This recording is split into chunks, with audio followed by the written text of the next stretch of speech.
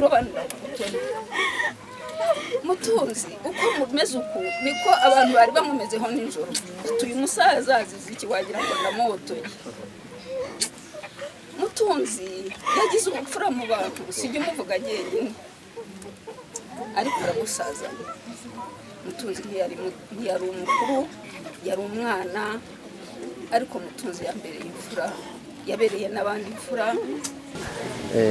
Ariko nabwo kandi turifuza ko Imana yakomeza kubakomeza muri ibi bihe bitoroshye byo kubura umuntu. Burya yubuze wabuze mushiki wawe kandi na muramu wawe nawe yitabye Imana, ni ikintu kiba gikomeye kitoroshye kucyakira. Nahoze ndeba nkitegereza nkabona mu by'ukuri abantu babatabaye, abantu babashe kuhagera mu buryo bwose bushoboka. Ese nta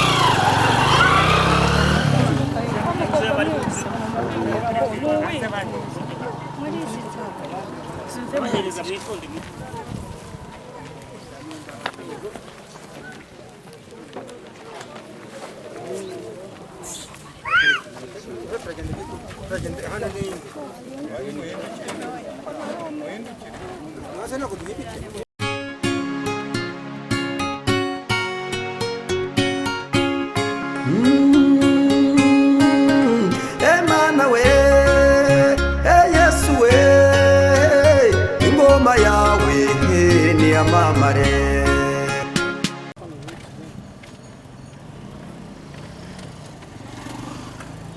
We wagize vuba.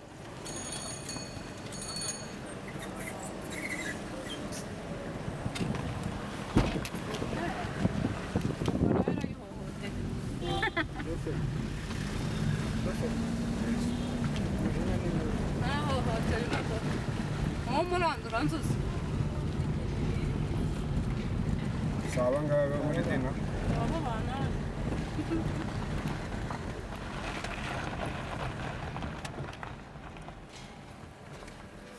Wafashe umwana ariko katava bitarajya hano umuntu mvugana nawe. Fasha amazi ari ku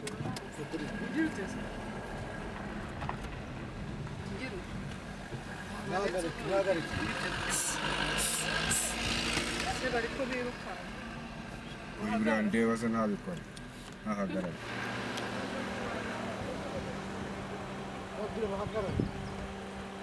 bahagaze.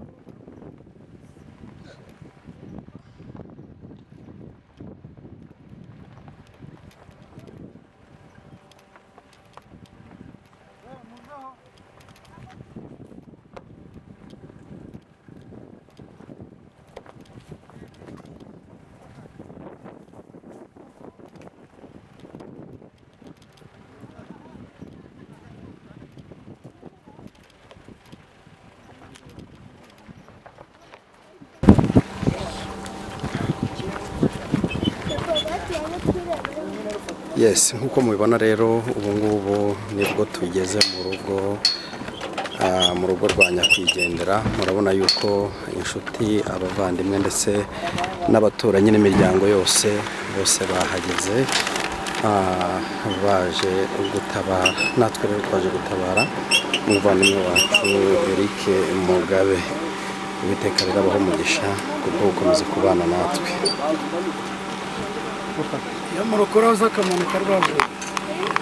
Ntabwo byaje.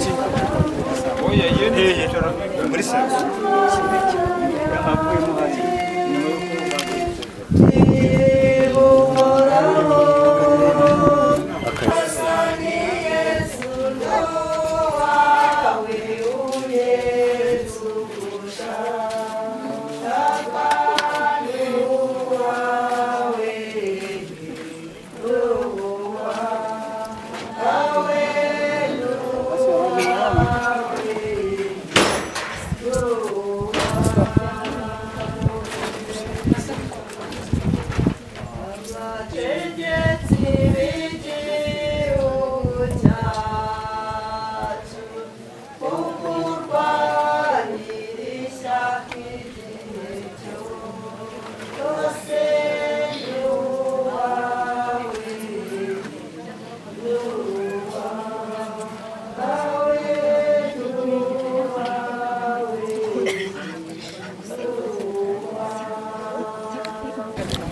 turabasuhuje kandi turifuza ko abagize ibyago mwese mukomeza kwihangana kuko ni igihe kigoye, ni igihe kiruhije, niko bijya bigenda, ariko nanone ibyago bibaho ariko bikarangira, cyane ko Yesu Kristo abereyeho gutabara abamutegereje bose. Nk'uko mubibona rero kuri kamera zacu, turi kumwe n'umukozi w'Imana Eric Mugabe, twaje kumutabara kubw'ibyago yagize mu muryango.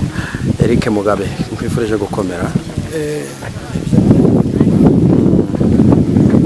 Urakoze cyane, nta kindi twakora uretse kwihangana kandi tugakomera, kuko muri iyi si niko bijya biba.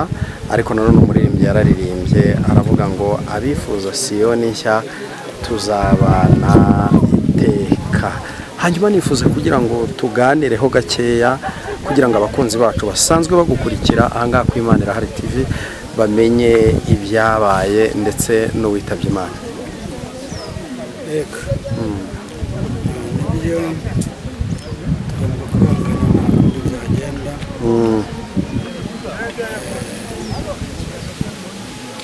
Yego ndakumva. Rero twacika intege kuko twese nibwo rugendo, abandi twese niho twerekera.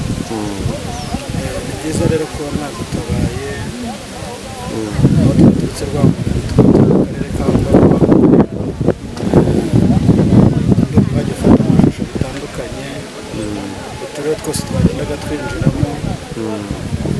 Mwakoze kandi kudutabara, ni byiza, bagira umugisha, gusenga turakomeye. Yego nari ngeze ngo kugira ngo uze kuza gufasha abakunzi bacu ubasobanurire ese witabye Imana ninde, ese mupfaniki, kugira ngo baze kumenya impamvu, kuko bamaze kubona ko twagutabaye, kuko tuva ku bitaro byose twagiye tubicishaho, ariko ni byiza kugira ngo bamenye ngo uwapfuye ninde, ese byagenze bite. Mushiki wanjye yitabye Imana, basize umwana umwe barabyaranye.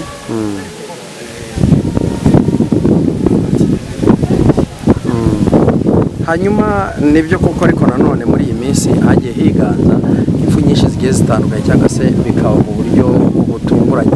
Mu makuru nari mfite ni uko yibanaga, kandi wari uvuze ko yari umugabo wa mushiki wawe. Ese byagenze gute kugira ngo uyu munsi wa none aba ageze ku munsi wo gutabaruka yari asigaye yibana wenyine? Mushiki wanjye niwe witabye Imana mbere ye, nawe rero ararekeye. Mwihangane, ibintu byose ni ukwihangana, ariko nabwo kandi turifuza ko Imana yakomeza kubakomeza muri ibi bihe bitoroshye byo kubura umuntu. Burya yubuze wabuze mushiki wawe kandi na muramu wawe nawe yitabye Imana, ni ikintu kiba gikomeye kitoroshye kucyakira. Nahoze ndeba nkitegereza nkabona mu by'ukuri abantu babatabaye, abantu babashije kuhagera mu buryo bwose bushoboka. Ese nta risike cyangwa se nta cyabuze wenda wakwifuza ko abantu bagira ikintu bakora, cyangwa se wenda nimba hari n'ubundi bushobozi waba watereye ku ruhande ariko abakunzi bacu wenda bakabimenya? Byagoranye cyane, ariko uko biri kose ndizera ko bari bugende neza. Inkunga yo nta gihe umuntu atayitera, inkunga nta gihe umuntu atatera inkunga. Abasigaye n'ubundi ni ugukomeza kudufata mu mugongo. Nibyo bakunze bacu nk'uko mubyumvise, muramumenyereye, ntabwo ajya avuga amagambo menshi, ajya agerageza kuvuga amagambo make, ariko aravuze ngo nta gihe abantu batatera inkunga. Ngize amahirwe rero, umwana yabyaranye na mushiki we usigaye nawe angezeho, reka musabe kugira ngo ajye imbere ya kamera none nawe tumuganirizeho gatoya.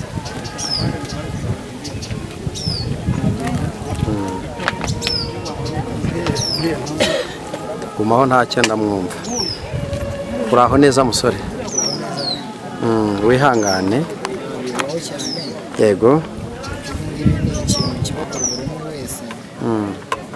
nimba byawe igihe kiragera ukabona ibyo ukunda ibyo wanga ndetse n'abavandimwe muri rusange ukababura kandi ukagomba kwihangana. amazina yawe witwa nde? Nitwa Musoni Prote. Inde? Musoni Prote. uraza kwihangana wongera ijwi kugira ngo tubashe kukumva neza. Musoni Prote, ihangane kubwo kubura umubyeyi. Hanyuma ndimo nibaza iki kibazo, ese ni wowe mwabanaga gusa? Urebye ntabwo yari njyewe kuko umuhungu we Yego. yaba n'undi mukobwa nawe umbanziriza mukuru urebye ni mushiki wanjye. Yego. Numva sinzi ukuntu nabisobanura. Ni mushiki wanjye ariko kuri papa. Kuri papa. Yego. Nyine nkaza ndi wa kabiri. Yari adufite turi abana babiri. Yego. Ariko n'ibibaye byose nta kintu umuntu yarenzaho. Yewe byinshi nabonye bitandukanye abantu bakoze natateganyaga ko byaba cyangwa se biri bube. Sinzi aho nahera mvuga ngo ibyabaye kubera iki, se babitekereje gute kugira ngo bibe. Biragoye kuba nabigusobanura ngo ubashe kubyumva kuko ngewe byandenze, ni ibintu birenze kuri ngewe. Nkurikije ibyabaye ibibazo ndimo nyine biragoye kubisobanura. Nta kindi twavuga, ukomeze wihangane kandi ndasaba n'abantu abakunzi bacu badukurikira ko bagufata mu mugongo bakagusura kuko nicyo abantu babeshejweho. Ufite nimero ya telefone? Wayivuga nta kibazo kugira ngo wakenera kukuvugisha cyangwa se kugira uburyo kwihanganishamo abe yayibona hafi. 0794 86 96 23. Reka tugushimire cyane. Murakoze cyane. Urakoze nawe. Kandi ndabashimira. Yego. Eric, watunyuriramo mu ncamake uburwayi bwa murama wawe uko byagenze ndetse kurinda ubwageze ubwo atabaruka. Murakoze. Rongera ijwi. Murakoze, nanjye maze iminsi urabizi ntahari narindi Kigali. Yego. Turi mu karere ka Ngoma. Ariko amakuru nari mfite nuko yari amaze iminsi arwaye kanseri y'igifu. Yatabarutse mu ijoro ryakeye. Yaba se yaragerageje nibuze cyangwa se mwaragerageje kumujyana mu bindi bitaro byisumbuye cyangwa? Ni Kanombe yageze, twari dutegereje ibisubizo byaho uko bizaza bivuga, ariko atabarutse ibisubizo bitaraboneka. Yagwe mu bitaro bya Rwamagana. Reka tugushimira, ariko nanone reka nkuko n'ubundi usanzwe utanga message ahangaha ku Imana Irahari TV, n'ubundi ugire message utanga cyane cyane ko abantu biraye cyane. Muri ibihe turimo abantu bariraye cyane, gusa ikintu nkangurira cyane message afite ni y'abaganga. Abaganga bagomba kuba amaso kuko birakomeye muri iyi minsi. Abari ku bitaro byose bitandukanye, abari mu centre de santé, abantu birinde cyane kuko biragoye, icyorezo kimeze nabi kandi ahanini kiri mu baganga. Abaganga rero birinde cyane, na message ntanga ndumva nta yindi message mfitiye kurenza aho ngaho. Eric, reka tugushimire, ahasigaye dukomeze dukurikire uko umuhango wo kubika umubiri wa nyakwigendera uri bugende. Urakoze cyane. Mukomere bagaragu banyagasani, nimutwaze mube maso kandi musenge, muhore mwiteguye.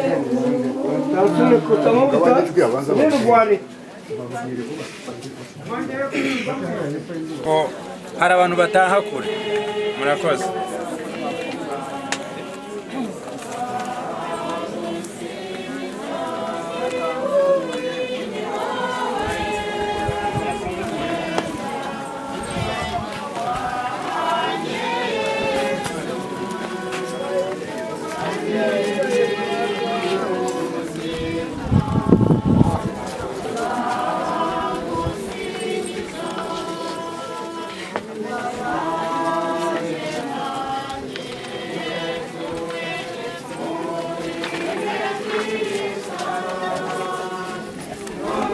y'ubuzima nzagusingiza wabaye nanjye Yesu we murihe mugenga wanjye Yesu wandindiye ubuzima nzagusingiza ni wowe mugenga wanjye Yesu wandindiye ubuzima nzagusingiza ni wowe mugenga wanjye Yesu wandindiye ubuzima nzagusingiza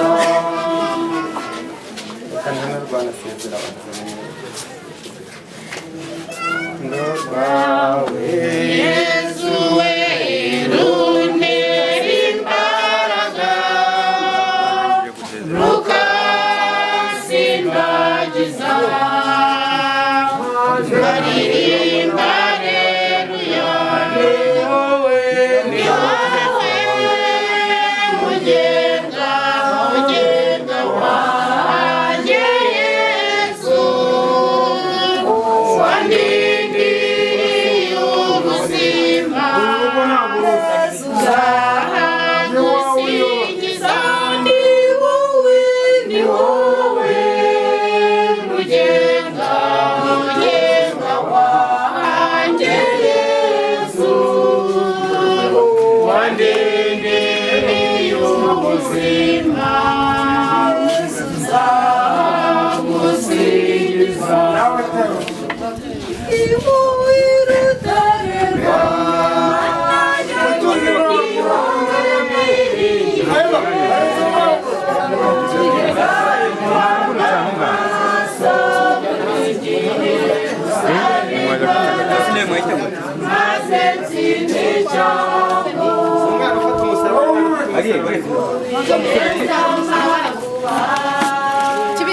ari hirya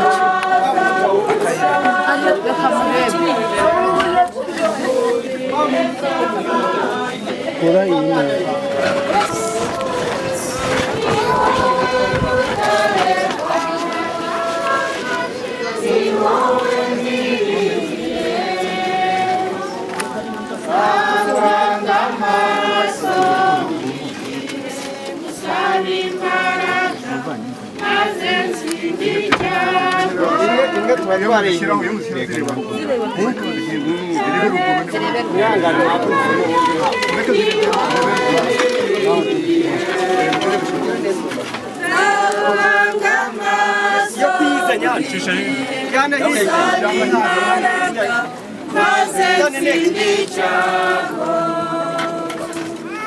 nimukwamere bagaragu ba Nyagasani nimutwaze mube maso kandi musenge muhore mwiteguye kuko umwami ari hafi kuza nimukomere bagaragu ba Nyagasani nimutwaze mube maso kandi kumusabira kugira ngo Nyagasani amubabarire ibicumuro yaba yaragize kandi amuhe ingororano y'ubuzima buzahoraho koko umukristo urupfu ntiruba rutsembye byose rumwinjiza iwabo mu ijuru nicyo gituma agahinda ko kuba twabuze uwo twakundaga kadakwiye guhanagura ibyishimo tugomba gusanga mu gitekerezo cy'uko inshuti yacu igiye guhabwa ingororano y'ibyiza yakoze kuri iyi si nuko rero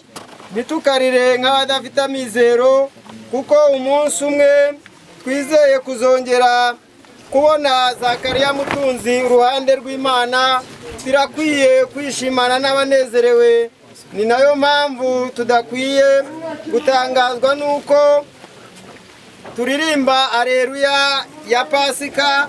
Iryo jambo pasika bivuga guhita cyangwa se kwambuka. Turifuza ko inshuti yacu yambutse ububabare bw'iyi si yakwinjira mu munezero uzahoraho iteka. Reka twumve ijambo ry'Imana dusanga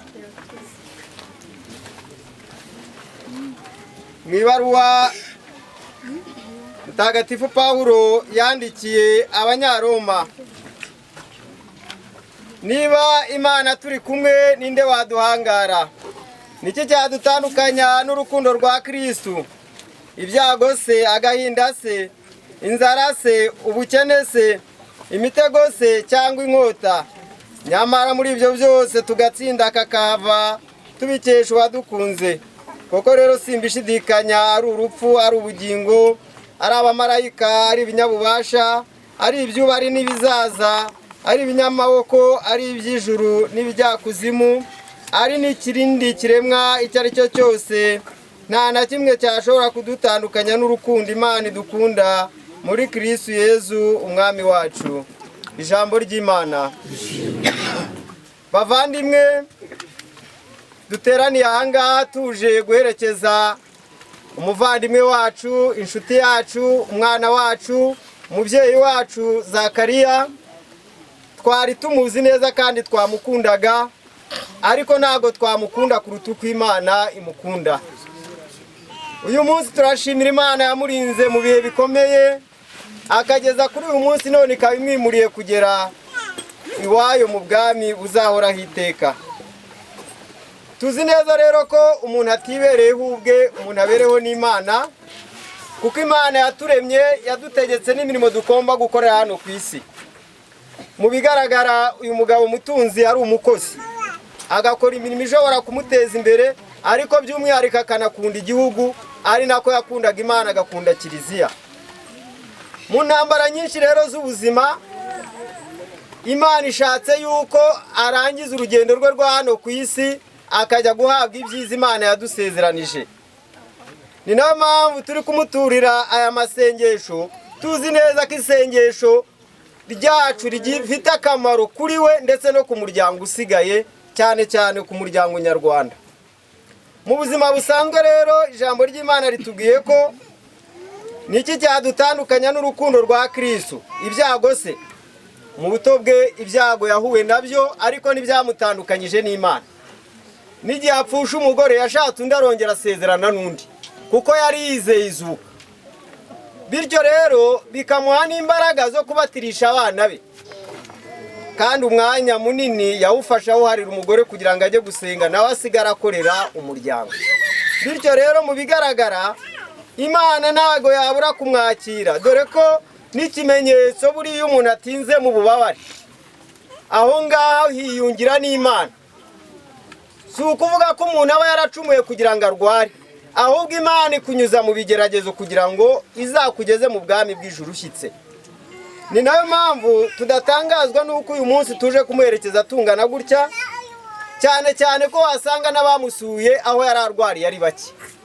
Ariko tunezezwa n'uko Imana uyu munsi yongeye kuduhuriza ahangaha kugira ngo twongere twizihize ubuzima bwe, tunatekereze agaciro yari afite muri twebwe.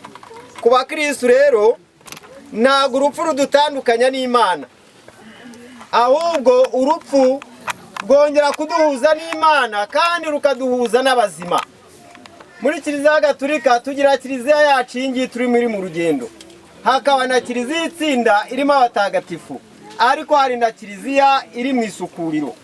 Mu bigaragara rero uyu munsi turatura igitambo turirimba aleluya, kuko inshuti yacu yambutse, yakuwe mu bubabare bwa hano ku isi.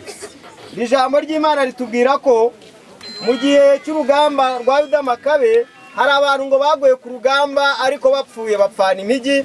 Hanyuma Yuda Makabe baturira igitambo kugira ngo igihe nikigera amadarakima 2,000 agira ngo ature igitambo cy'impongano y'ibyaha. Icyo gikorwa cyiza kandi cya gifura yagitunganyije abitewe nuko yazirikanaga izuka. Koko rero iyo ataba yizeye ko abaguye ku rugamba bagombaga kuzuka, gusabira abapfuye ntacyo byajyaga kuba bimaze, ndetse byari n'ubucucu. Biriya mpamvu ntiyashidikanyaga ko hari ingororano itagira uko isa igenewe abapfiriye mu busabaniramana. Akikomezamo icyo gitekerezo kiboneye kandi gitagatifu, nicyo cyatumye ategeka ko batura icyo gitambo cyo gusabira abapfuye kugira ngo bavanwe ku ngoyi y'ibyaha byabo. Iryo ni ijambo ry'Imana. Bavandimwe, uyu mugabo Yuda Makabe yari umusirikare kandi agomba kurengera ubwoko bwa Isiraheli, agomba kurengera umuryango w'Imana. Ku rugamba rero haguye abantu benshi batagira ingano, ariko we abona ko igihe kizagera bakazuka bakajya kubana n'Imana. Atura igitambo ndetse agitangaho n'ituro ry'amadarakima 2,000, abyohereza i Yerusalemu kugira ngo n'ubundi batura icyo gitambo, kuko yizeraga ko nyuma y'ubu buzima hari ubundi buzima. Bavandimwe, twebwe rero uyu munsi natwe turatura igitambo dusabira umuvandimwe wacu kugira ngo Nyagasani amugirire impuhwe, maze ku munsi w'imperuka azamuzure amwicaze iruhande rwe. Reka twumve ubuhamya bw'abavandimwe. Arakoze umuhagarariye. Yari umugabo uduha ibitekerezo akadufasha muri byinshi. Muri make kuba tubuze Mutunzi Zakariya mu mudugudu wacu, Mutunzi ni Mutunzi koko. Mutunzi uko yitwa Mutunzi no mu mutima we yaratunze byinshi. Hahirwa ababanye na Mutunzi. Mutunzi namenyana nawe mbere ya Jenoside. Mutunzi nyirarume akajya mpamagara ati ngwino, akanyicaza tukaganira. Mutunzi ari Mutunzi. Mutunzi ntabwo azi kurobanura ku butoni. Mutunzi uko mumeze uku niko abantu bari bamumezeho nijoro. Uyu musaza azize iki wagira ngo ndamuhotoye. Mutunzi yagize ubupfura mu bantu, sijya umuvuga jyenyine, ariko aragusaza. Mutunzi ntiyari umukuru, yari umwana, ariko Mutunzi yambereye imfura, yabereye n'abandi imfura. Mutunzi yaje Rwamagana afite transfert zo kujya kwivuriza za Kanombe. Mutunzi turamubwira tuti ntusubire i Remera, nasiko ntawo hasanga, uzabaho gute, uzaba Kibungo wenyine, bizagenda gute? Mutunzi akomeza kwivuriza i Rwamagana. Noneho njya kujya nanjye kwa muganga i Kanombe. Uri umukobwa wanjye uri hano aza kumpamagara ati Mutunzi ariko uko ari umuzi ndabona noneho arwaye cyane. Nari narabyimbagatanya nk'ubu dore uko ngana. Ndavuga yiwe ubu se Gakara azabana na Mutunzi, ubwo se birashoboka? Ntabwo byashoboka. Ndasezeza naho nari ndataha. 1994 ari aha ku yahoze ari komine Kigarama. Yarashinzwe umutekano. Iyo ushinzwe umutekano ku rwego urwo arirwo rwose, buryo uri umuntu utoroshye. Kandi twaranakoranye nanjye icyo gihe, ntabwo neza ko tuzahura ngo dukorane, narindi nanjye mu buyobozi bwite bwa leta, kandi yarakoze. Nyuma aza no kuza nubwo yimutse Gasetsi, ariko araza noneho turanaturana. Bavuze ko ari mu koperative y'ubuhinzi, Shamani mu buyobozi, n'ubu no mu rwego rwa Ibuka yari arimo n'umuyobozi mu rwego rwa Ibuka mu kagari ka Kinunga. Ariko ku isi ndavuga muri rusange, nk'uko twebwe tujya tumwibuka nk'uko yari umuntu wacu. Ntabwo ku isi turi abatagatifu cyangwa imbaraga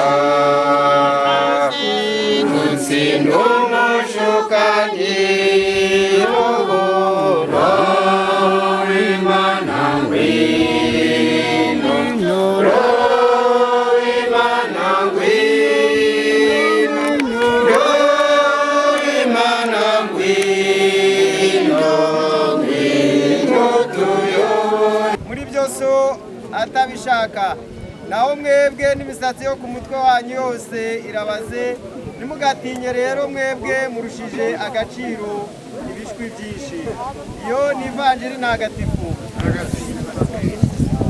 bavandimwe ivanjiri iratumenyesha ko tudakwiye kandi nk'uko ijambo rikomeza ribitubwira ngo naho igiti cyatemwa tujye tugira ibyishimo ko gishobora kongera kigatoha maze imicwira yacyo ikongera ikaba myinshi ntabwo rero kuba umuvandimwe wacu Zakariya yarahisemo kuba umukristu ari imfabusa ahubwo yahisemo ibuye ry'agaciro rya rindi Bibiliya itubwira ngo nujya mu murima ugiye guhinga wagira gutya ukagwa ku ibuye ry'agaciro ko usubira mu rugo ukagurisha ibyo wari utunze byose hanyuma ukaza ukagura uwo murima ubwami bw'ijuru rero bavandimwe buraharanirwa abi byihare nibo babwiye gupfi niyo Kristo yanyuzemo niyo basogokuruza mu kwizera banyuzemo kandi benshi bari mu yirwe ry'ijuru barimo ba Eliya ndetse na ba Musa ibyo rero bitwumvishe ko urupfu ari inzira kandi ko igihe gikwiye namara gukira ubushanguke bwarwo azakangukira ubugingo buzahoraho iteka ibitotsi rero asinziriye nk'uko ijambo ry'Imana ritubwira bizagira igihe biharangire hanyuma haboneke noneho igihe kitazongera kurangwamo uburwayi ubukene ibitotezo n'inzangano bityo rero bavandimwe reka duhuze umutima tuzi neza ko Imana ubwayo yadusezeranyije ijuru umva Nyagasani amasengesho yacu agutagira iteka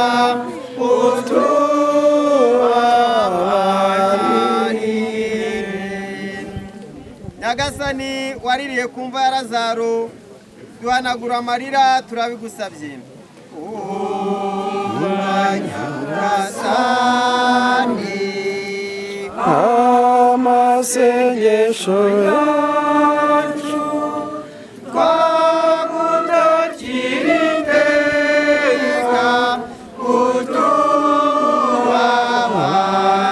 utubabarire wowe wasubije abapfuye ubuzima duhere umuvandimwe wacu ubugingo bw'iteka turabigusabye Nyagasani amasengesho yacu twagutagira iteka utubabarire wowe wasezeranyije ijuru igisambo cyagusabye imbabazi ku musaraba tugereze umuvandimwe wacu Zakariya Mutunzi mu bwami bw'ijuru turabigusabye Nyagasani amasengesho yacu twagutagira iteka utubabarire wagije umuvandimwe wacu Zakariya amazi ya batisimu umugiriraho ikimenyetso cy'umusaraba ubigirishije amavuta ya batisimu mwakire mu bana bawe turabigusabye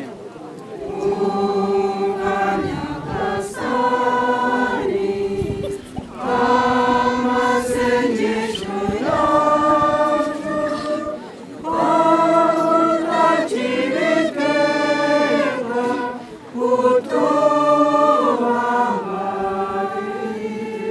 uyu muvandimwe wacu mubiri n'amaraso byawe mwakire mu mukiro w'ingoro yawe turabigusabye. Nyagasani amasengesho yacu agutakira iteka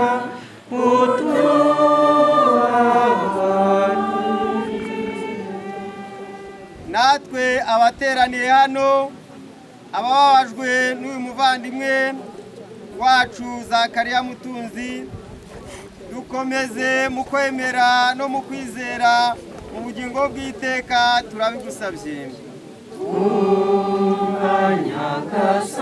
Nyagasani amasengesho yacu agutakira iteka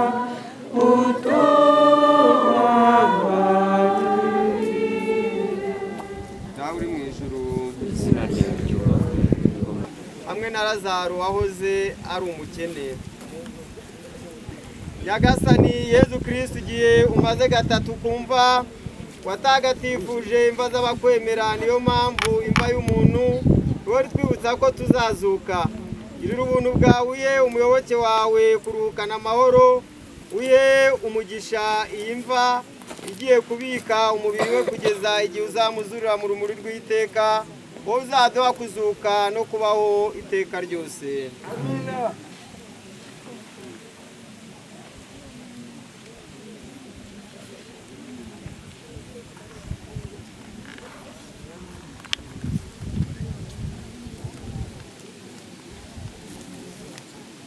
turagira ngo twongere dusubiremo imyirondoro ya nyakwigendera.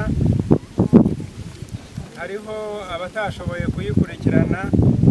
Imana ngwino